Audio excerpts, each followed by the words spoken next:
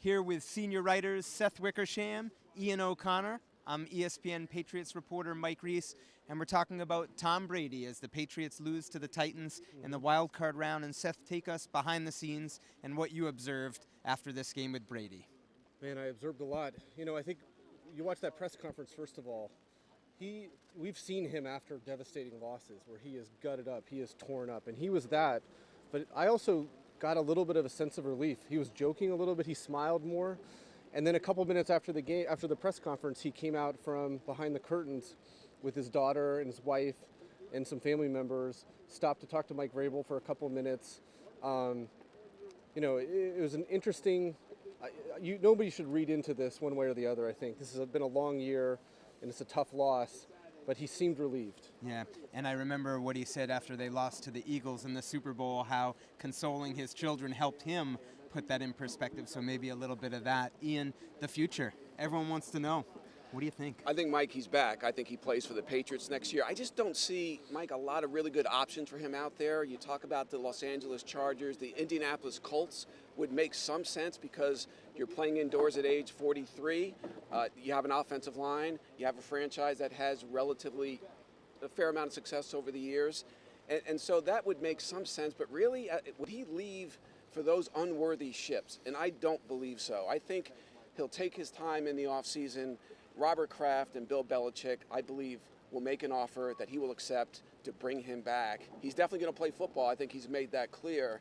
Yeah. And the athlete I compare him to the most that I've covered over the years is Derek Jeter. Derek Jeter understood the power of being a one uniform icon in that market. Brady is bigger in New England than Jeter ever was in New York, and I think he will retire a Patriot, and they'll make sure that happens. You know, it's interesting, Seth. I asked you what you saw. Now I want to ask you what you heard, like what you took out of what Tom Brady said.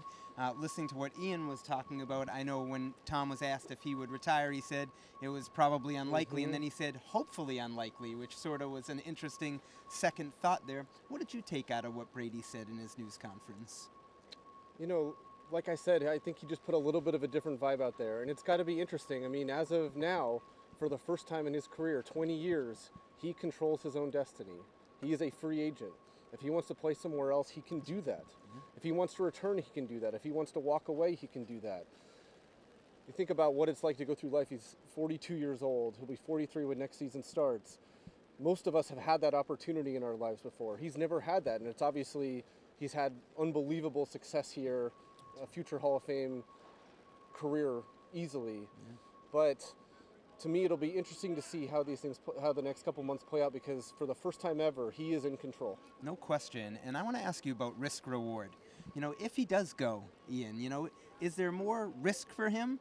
I think so. I think the one job that, I think there's more risk than reward. And the one job to me, if it were open, that would make sense is San Francisco. It's kind of ironic that the successor that he fought off and sent to San Francisco is now holding the job that really was the job of Brady's childhood dreams.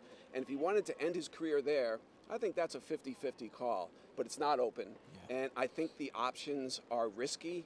I think that I can understand his urge, one that he would never express publicly, trying to win a ring without Belichick, just like I think Belichick has that urge to try to win one without Brady. But staying here, winning number 7 for this franchise, and then retiring after that, winning a 7th ring that Michael Jordan never did win, I think would ultimately mean a lot to him, and it's the best play. So many different viewpoints. I think what we can all agree on, it's going to be really intriguing to see how it unfolds. Ian, Seth, thank you very much. Keep it on ESPN.com for all your Patriots coverage. What's up? Thank you so much for watching ESPN on YouTube. For more sports, more analysis, download the ESPN app. And for live streaming sports and premium content, subscribe to ESPN+.